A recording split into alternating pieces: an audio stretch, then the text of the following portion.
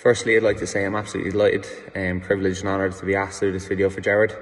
On behalf of the Louth team, who I'm sure he shouted at and gave out about over the last number of years, and of course the Jocks team, we'd like to thank him for his continued support throughout the years, in good times and in bad times. And I'd like to tell him that we really appreciate it. And look, it never goes unmissed. We know when he's there, we get that roar when we run out onto the pitch, and as a Jocks player, when I run out loud, there's nothing more inspiring, I suppose, when I come out onto the pitch and I hear that roar, and I know he's there, and I know he's there shouting us on and supporting us. So that's absolutely inspirational for me as a player and for the team, who really it just shows whatever kind of adversity you've been faced with in life or whatever, there's always better sides, there's always better times ahead, and I think teams can take inspiration from what Gerard has done throughout his life.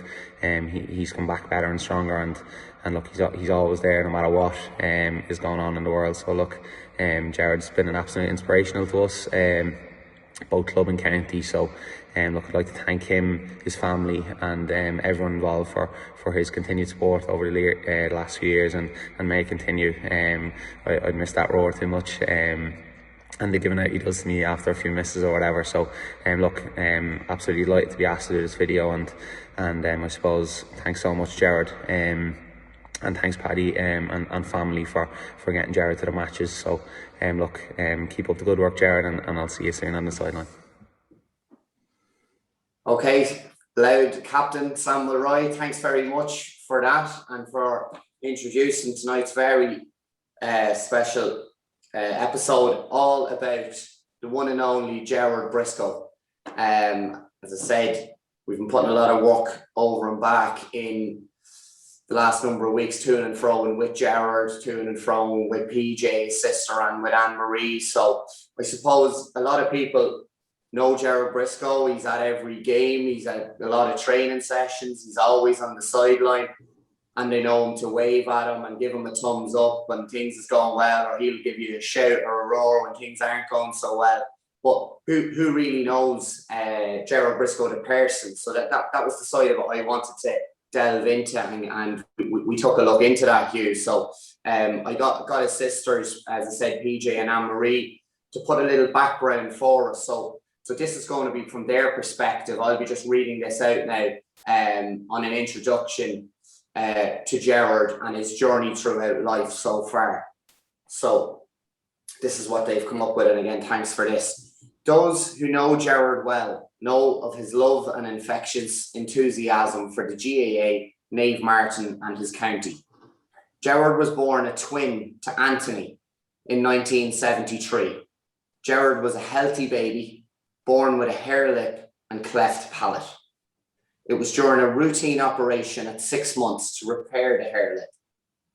Something unexpected and unexplained happened, and Gerard was left with cerebral palsy and profound deafness. Gerard's parents, Paddy and Joan, were determined to do what was possible for Gerard to give him the best in life. Joan got 2 buses to Dublin every week to learn sign language, bringing her new skills home and teaching her family so they could communicate with Gerard and include him into their normal family life. Gerard loved sport, and from an early age, this passion nurtured through growing up with 4 brothers and parents who were GAA mad. From the age of 6, Gerard attended the only education facility available to meet his needs at that time, which was in Marino Clinic, Bray, County Wicklow. As the distance was a challenge, Gerard boarded, coming home to very welcome arms at weekends. This is when Gerard developed his hobby of recording all sport onto VHS tapes, and 3 TVs in the house he took over at the weekends. Not a cartoon or even the news was watched as a result.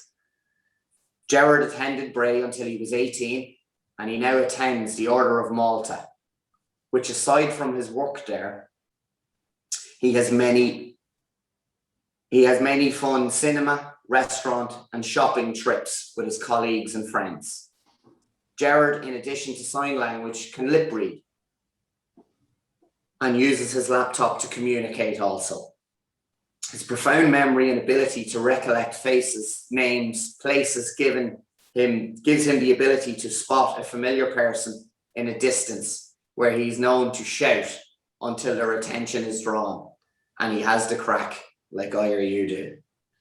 He loves a social event, an opportunity to communicate and to be involved. Thankfully, this is afforded to Gerard in abundance by his involvement with Naomh Martin and the respect that is shown to him by all. And as I said, that was beautifully put together by PJ and Anne-Marie, and I'd like to thank them for that. And I think it was important for the people of Monaster Boyce to know Gerard's journey till now, because we know he is the legend on the sideline, and we like to just look at other things. And as I said, such a variety of different things to Gerard's life when we went looking back through all this year. It was brilliant to kind of find out. So like we probed him then, and every single answer that myself and Hugh are going to go through here this evening is all from now on from Gerard's mouth, exactly how he typed it up, he emailed it to us, and all of this is from Gerard. So I suppose the first thing I posed to him then was, do you like anything else apart from the GAA or the Jocks or Loud, or what's your other passions here? Because that's what I popped to him then. Yeah, and I suppose no surprise then that Gerard spoke about his love for sports and all sport. You know, mentioned about his trips away, and really loves going to some of the famous stadiums around the place. Obviously, Croke Park mentioned. You know, he's been to Old Trafford, to the Aviva. Particular highlight he mentioned was visiting Barcelona's Camp Nou with his brother Shane, and what a memorable trip it was. And we mentioned his work with the Order of Malta, you know, visiting the Aviva Stadium as well. He shares a passion that actually randomly myself and yourself enjoy a little bit of cricket. Okay, that was mentioned. Former manager and manager Jim Farrell, another big cricket man. So yeah, we might shoot the breeze next time we see Gerard about the cricket and upcoming matches. Look, a family was at the cornerstone of a lot of what Gerard said about his passions in life. You know, his nephews and nieces, you know, particularly proud of all their involvement playing Gaelic football. He mentioned Ava, Jean, Lauren and Ellen all playing Gaelic, and that really he's proud of all his nephews and nieces. So he also mentioned obviously his love for a bit of shopping and for special gifts and occasions, you know, birthdays and Christmas presents, and enjoying the finer things in life, going out for lunch and dinner. We'll mention later on about his busy social life as well. I think there's a couple of stories coming up about that. But yeah, he obviously talked a lot about his time in Marino and Bray, and you know, right up till he was 18, and the treasured weekends of coming home, and the infamous archival footage that he's built up over that time. He would go home and have all the sporting events recorded on TV. And as I said, there's a legendary archive there in the garage, I think, up in Briscoes, that we'll have to maybe dig out later on when we can to see if we've any further Jocks footage. So he mentioned about sisters and brothers having to document all of those in his diary and putting those in number order. But look at he also talked a lot about his own sporting career, and a sport that I wasn't familiar with, and I've probably pronounced this incorrectly, but boccia, which is a sport I had to look up today, which was it's akin to kind of bowl, so it's like a target sport. So talked about swimming as well, playing golf, and pony riding as well. Another thing about Gerard is he's a little bit of a celebrity hunter. He has some very famous people he's met over the years. Bono, he's a picture with Bono, and former President McAleese as well. We mentioned as well about his love for after matches, particularly going down to Donegan's with Paddy, and anyone that has been in will be familiar with the side of the Carlsberg glass with the straw, and Gerard enjoying his pint. So yeah, that's some lovely memories from him. But particular one he told a great story then was about a time where he had when he was a little bit younger, and he got his hands on a electric wheelchair, and one day without without Joan's knowledge, well, he took it for a spin. So he spun up the road up the hill, got out of Dodge, went down towards Mulroy's shop. So Joan didn't have any idea where he was. Had to get a phone call. So there was the Bell Gerard, middle of the road, 5 miles per hour, holding up the traffic and causing a bit of a traffic jam up at Mulroy's there. So you can imagine that was a sight for sore eyes. And pity that we've no footage of that, but I can imagine that caused a bit of a stir. And as he said, it was a while before he was let out again, after that. So then talked as well, fond memories of playing football in Joan and Declan Healy's garden. By all accounts, a very, very, his own words saying, he would have played in nets a lot of the time. And as he says here, you do well to get a ball past me. So, fond memories there and good old crack. A man of many travels, has gone a lot of holidays, both in Ireland and abroad. Recently mentioned to me about going on the Cuchulainn roller coaster in Trado Park. And again, the words he used were deadly, absolutely deadly. So a little bit of an adrenaline junkie, our Gerard. And of course, fate plays an important part in his life as well, with Joan visiting both Knock and Lourdes. And in more recent times going to the Canary Islands, Lanzarote. So really, really fond memories of that. And as well, a really important day in his life was when he was best man for his twin brother Anthony. So he talked about the sense of pride obviously there and what a great honour it was, and that he's also godfather to his nephew Killian and stood for him at his christening. But I suppose everything that Gerard was telling us about his other passions in life, it came back to what we know him best for, I suppose, and that's going with the games with his dad and his mom and his sisters and his brothers. And I suppose stemming back from Paddy's early involvement in the club in the early 60s, right up to the modern day. So he talked about that passion for the GA at home and was something he never, was such an important part of his life. Yeah, and then we kind of pressed him on to obviously his family, but who else would have had maybe an influence on Gerard, I suppose, within the community or parish of Monster Boys. Yeah, and he mentioned and talked at length at Noel Barrel, and I know the two are really, really good friends. And again, two of our probably most famous, you would argue, Jocks supporters and fervent Jocks supporters. So he spoke so positively of the positive impact Noel has had in his life. And then again, he told us a really, really special story and something very unique that I think I certainly stand to be corrected on this, but the only person from Monster Boys to hold the Olympic torch. So I think the Special Olympics were held in Ireland in 2003, and he spoke up with such enthusiasm about a photograph he has hanging proudly in the hall at home of him holding the Olympic torch with his mum. And so you can imagine that's something incredibly unique. And as I said, I think he's certainly made history there. Yeah. And I suppose then the other thing about Gerard that anybody that has visited the homestead is the amount of football memorabilia that he's collected over the years, whether it be jerseys, match programs, people. He spoke very fondly of all his friends who, if he can't go to a particular game, will drop up match programs and things like that. So yeah, he spoke about that, and he gave you a little bit of a shout out as well, Fra, about one of the stars of Loud TV and how much he's enjoyed that in the last wee while.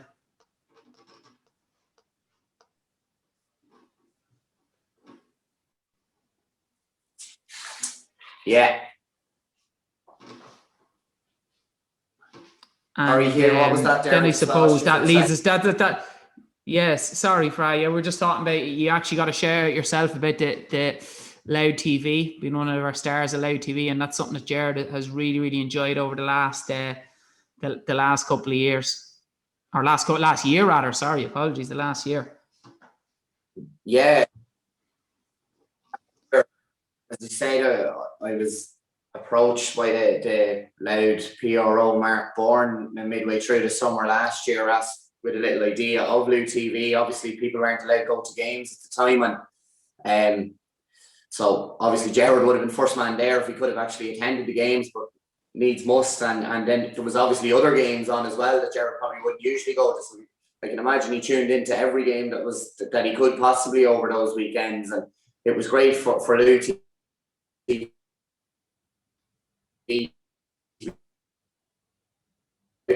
Lou TV was a huge success last year. So I thought it was great, and I'm sure he's recorded all those games as well, and he probably watches them back, and definitely we'll touch on it a little bit later, but I'm sure he's watched back the 2020 Joe Ward final once or twice.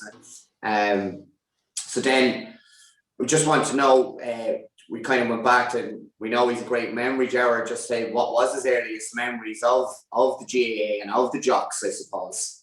Yeah, and one, I suppose, that have featured heavily in our episode so far was the intermediate final of '88. He spoke about that day, really memorable in Dunleer. He spoke that, of course, Jocks TV, and give a shout out to Craig Lynch in particular. He's done Trojan work behind the scenes of uploading that onto our Jocks TV YouTube channel, and he's a couple of very special photographs from that day with Martin Morgan, obviously, who featured in episode 2, and Jimmy Beryl as well. But he was saying that the parish that day, that everybody was dressed from top to toe in blue and white, and what a brilliant day it was. And I suppose naturally, we talked with Martin, and a fantastic feedback from Martin's episode, and I suppose it ties us in nicely. Martin was, I think we used the term superstar earlier on in the year to describe Martin, and then we got on, I suppose, Fra, and we were talking about Louth, and it's not just his passion for the Jocks that has been there over the years. I certainly myself can't remember going to a Louth game and not seeing Gerard. So maybe you could tell us, Fra, a little bit about his memories of Louth games. Yeah, as I said, he's as big a Louth supporter as he is an Ave Martin supporter, and he's a celebrity himself. You talked about him meeting celebrities, I suppose, back in the day, but Gerard's a bit of a celebrity himself within the county.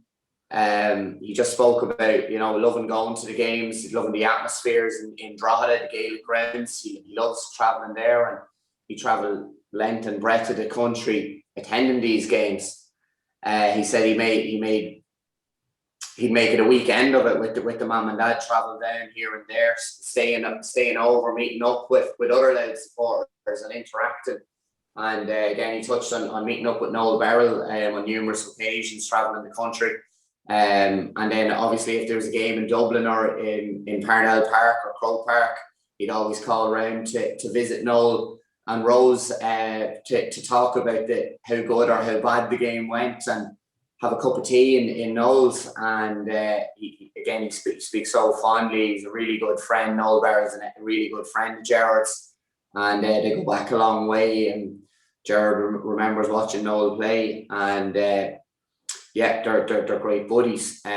He also kind of spoke about, I suppose, the opposition of Louth a couple of times. We'll touch on that. But a couple of years back, he was telling me that he was at a Limerick and Louth match, and after the match, the centre half back for Limerick presented him with his jersey, the number 6 jersey.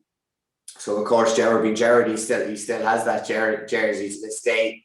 He wanted to thank the centre half back that day afterwards. So they looked him up in the programme, got his name, got his club, sent him a letter thanking him, and then of course he got a reply from the player, and he goes on to say he thinks his surname was Lacey.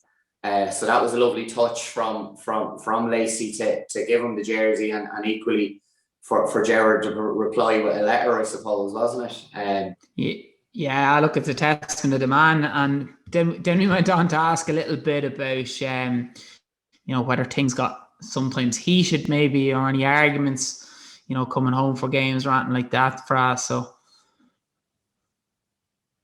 yeah, in fairness, no, he said a lot of the time it was fairly civil, maybe apart from when Louth was playing a certain Meath, which we'll touch on in a minute. But he's been to Newbridge, Ennis, Navan, Thurles, Derry. He was even in Ruislip there a couple of years back when Louth played, and didn't go so well that day, I think.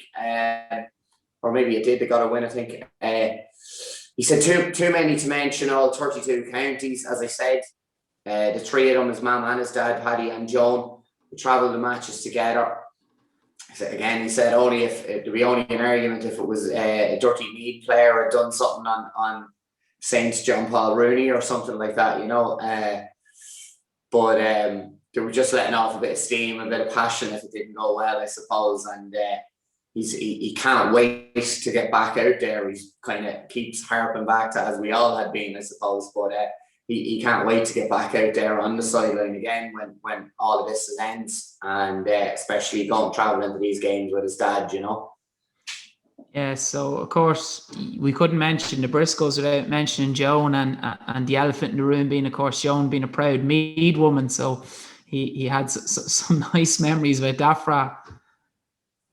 Yeah, he said it was great crack going to Crow Park if Louth were playing Mead. He would go to all the Mead games. If it wasn't Louth playing, he'd travel to the Mead games as well. So he just goes to watch those games with his mum at the time. And he goes on to actually say when the majority of times he was in Crow Park was probably supporting Mead. So I don't know what that tells you on it, I suppose. He said when Louth were playing Mead one year, his mum wore a half and half, half Louth, half Mead jersey, custom made, for the big occasion. She used to enjoy the slagging because people would always say to her, "Sure, Joan, you're born in Drogheda. How are you a Mead woman?" So her reply to that was, "I was born in the Diocese of Mead." So that was her rebuttal to that. And she was also fond of throwing a few quid on Mead games and backing the outcome with Louth supporters. And I know from my own experience that there would have been plenty of betting going on between her and my father back in the late 80s over Louth and Mead games, and things would often get a bit heated over in Donegan's, I suppose, and my father would come home a few choice words about Joan maybe, and over a game of cards or something as well. It wasn't just on the football, so look, they're good memories and a bit of crack amongst them over there in Donegan's on weekends. Then Gerard, obviously we can't go past. We seem to struggle to go by any interview without bringing up the infamous 2010 Leinster final.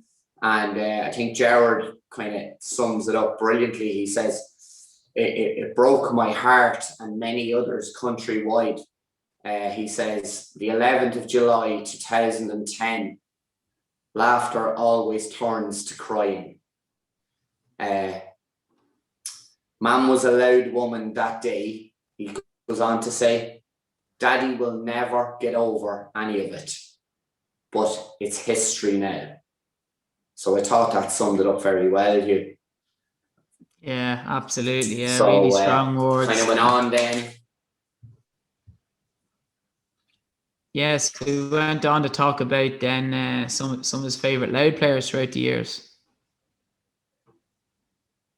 Yeah, some of his Louth players throughout the years, and wasn't shocked to hear that it was majority of I suppose Nave Martin players that were his favourites. Watching with Louth, he felt tremendous pride in our own clubmen, obviously going on and representing the county and travelling the country, following our own clubmen. And in fairness, we've always had one or two in the squads down the years. So he said the likes of Mick Fanning, Sam Mulroy, current captain, Nicky McDonald, Martin Morgan, Declan Healy, and of course the late great Brendan Benny Riley, who of course is married to Lisa Briscoe, Gerard's first cousin. So there was links there throughout, and he loved going watching Louth. And his favourite player, though, of course, he went on to say was JP Rooney, and just got in touch with JP. So JP kind of, I wanted to find out, had he any memories, or what was it like, Gerard, watching Gerard watching JP already any stories, so let JP cut in here and give us a little video on how it was Gerard following him the length and breadth of the country. So without further ado, here's JP Rooney. My earliest memory of Gerard was back in '99. I remember making my debut with Louth. The profile of Louth football probably wasn't massive at the time. There was no social media. But I remember going out onto the pitch for my debut, very nervous, probably an hour before the game, and you could hear the old familiar Gerard's roar. And I remember just thinking to myself, wow, like, I suppose probably my family probably weren't even at it, and even just to have someone from Honest to Voice to support you there just meant an awful lot for me. And I suppose fast forward and on down through all the years, and whether it be a opening of a pitch or a friendly match or big games in Croke Park, you'd always hear the old familiar Gerard's roar. And it's just brilliant from what Paddy deserves so much credit for bringing Gerard around and bringing Joan. And you know, it was always very, very meant an awful lot to me to see them at all the games. It was absolutely brilliant, and he's always been, I felt, my number one supporter down through the years, and I'd like to thank Gerard for that. And you know, he's just, I remember when we won the Division 2 back in 99-2000, the bus pulling up to Donegan's, and you know, the first person you see there was Gerard, and all the players going over to Gerard. It just, he means so much to Louth football, and because of his support that he gives, it's absolutely brilliant. But there's so many great stories with Gerard. Like, I know in Donegan someone tried to touch his point one day, and they got a valuable lesson that you don't touch Gerard Briscoe's point. But I just like to thank Gerard personally for all the support he's given me down through the years. Thanks very much for that, JP. Yeah, I suppose that person who tried to whip Gerard's point from under him that day learned a valuable lesson. We better not name him. We better not name him. No, we better not. I don't think he's tried it since, though. You know, on the lighter side of things, I suppose we kind of went on then you and asked Gerard about any funny memories or of going to Jocks games, or what did he get up to? I suppose at some games. Yeah, so I'll have to say in Gerard, and this one, he's a bit of selective memory, but we'll get to that in a moment. Yeah, look, he mentioned the Dublin great Charlie Redmond was playing in some kind of a challenge match in Naomh Martin, and that Charlie got tripped up, but he says here he didn't know how that happened. And again, anyone that's seen Gerard in action will know that it's no coincidence or no accidents. He also talked very fondly about a small pet they used to have, a wee Jack Russell called Sid. And Sid used to go to all the games with the Briscoes, and on a couple of occasions he escaped from the car and stopped the match and chased the ball in the pitch. And talking about referees not being best pleased about that, but Sid was a big part of the family there, you know.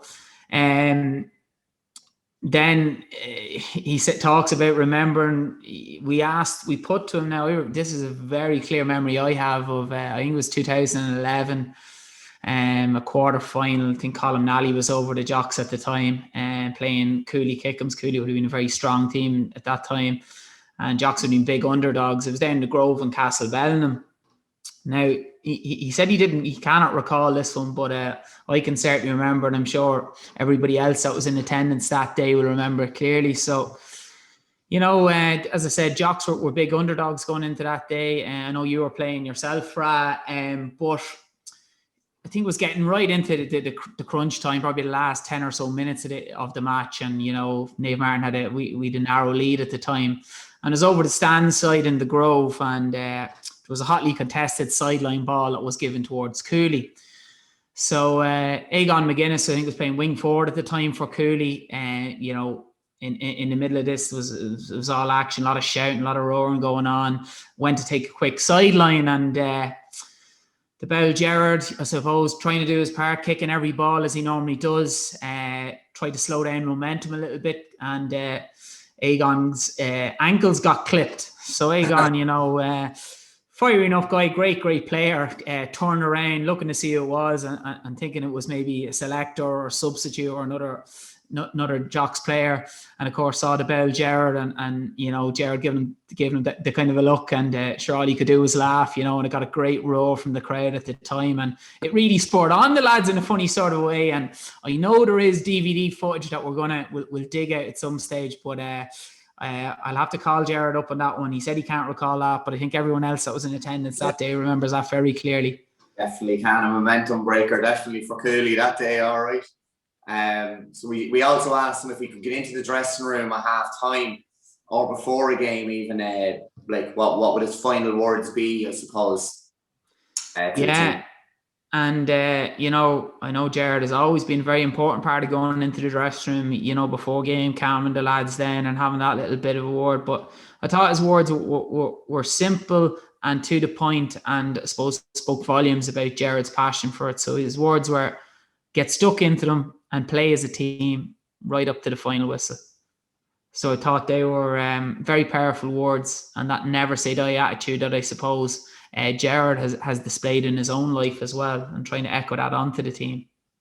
So I suppose that led us on to Fra. I know you were a little bit disappointed. We mentioned favourite Jocks players. You weren't mentioned yourself, Fra. I think there must have been a misprint there or something, because I don't know, with some of the names he has down here, he must have been getting a few quid off some of these guys, definitely. We kind of asked him to kind of break it down, I suppose, over as many decades, I suppose. So maybe there was a certain JP Rooney playing in the similar era to myself. Maybe that's why I didn't get to mention. But no, he went back. This guy, like, fantastic chairman we have in place now. But you know, Noel Healy was his favourite player of the 80s. So, and then he goes on to Paul McDonald. And then we had the two better known, more talented players, perhaps, in Martin Morgan, of course, the superstar, and then JP, of course, he had then of the last while. So they were his favourite Jocks players over the last 30 to 40 years.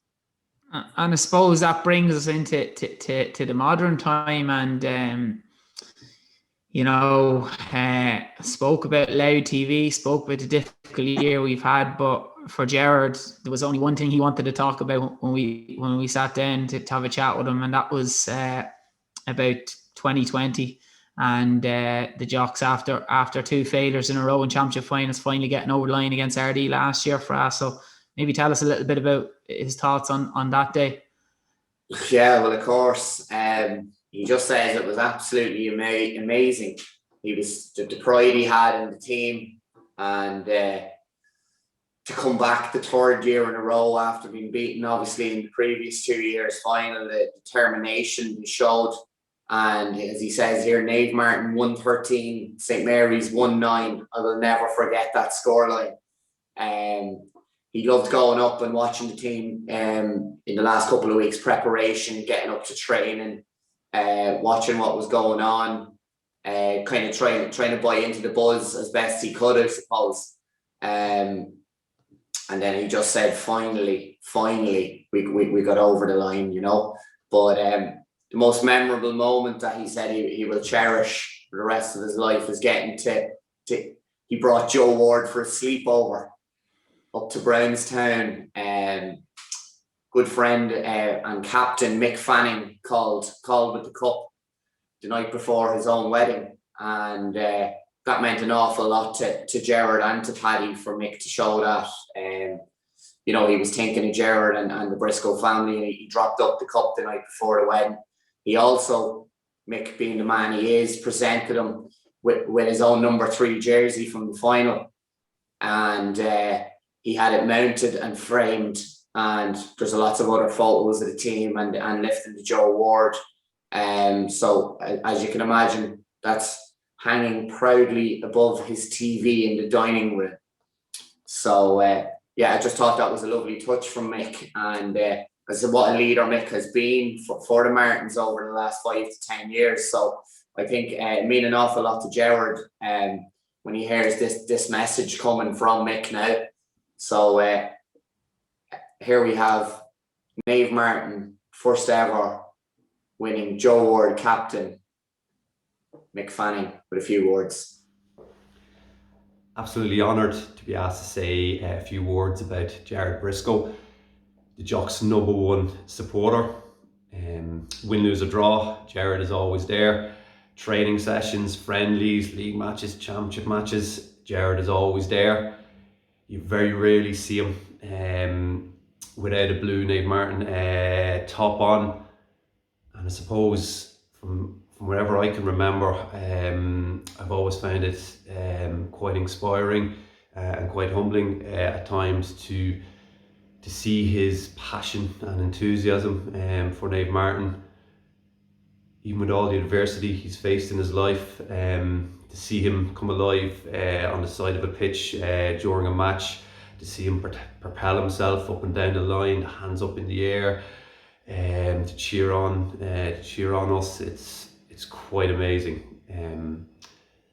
To see how that father-son relationship with himself and Paddy is grown and built on attending Niamh Martin matches and being part of that community and having something to I suppose look forward to a couple of evenings a week or at the weekend. Again, it's truly quite amazing. And for us as a group of players, particularly involved with the senior team, that's never lost on us, and I suppose it's something we've really tried to focus on over the last couple of years, and in that pursuit of winning a championship, and particularly last year's final, we talked about Gerard specifically and what it would mean for us to win, for someone like Gerard, and to repay him for all his loyalty, for all his support, for all his dedication, you know. And from myself, Niamh Martin Club, from all the senior team, Gerard, we can't thank you enough for everything you give us. You'll never know what it means to see you on the sideline supporting us. And look, we hope you never stop. And I know Niamh Martin's always going to be in a good place when Gerard is supporting us on the sideline. So again, thanks a million, Gerard. So again, thanks a million for that, Mick. Fantastic words, and I think you can hear there from Mick's words the amount of maybe it was inspiration.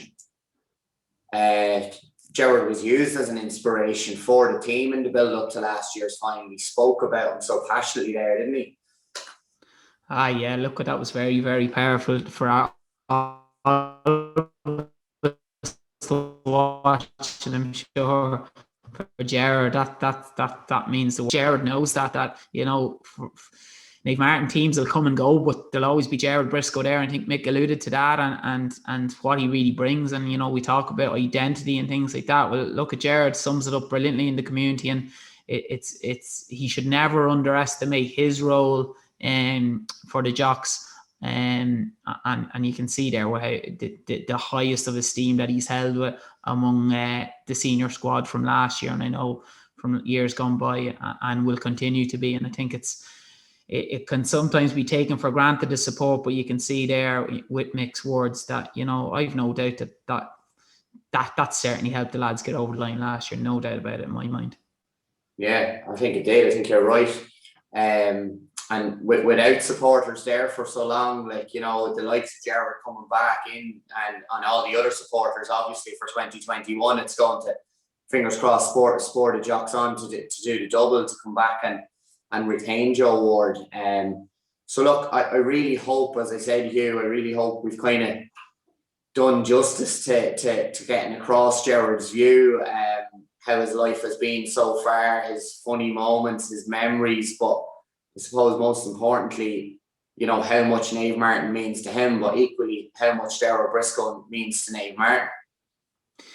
Yeah, look at it. I think as well, it's important to note that even outside Niamh Martin, when anybody outside of the club thinks of Niamh Martin, it's Gerard that they think of. You know, I've seen it myself. Opposition players, they know who he is. They straight away gravitate towards him. Referees, photographers, he's always the first man in a photograph for any occasion, and rightly so.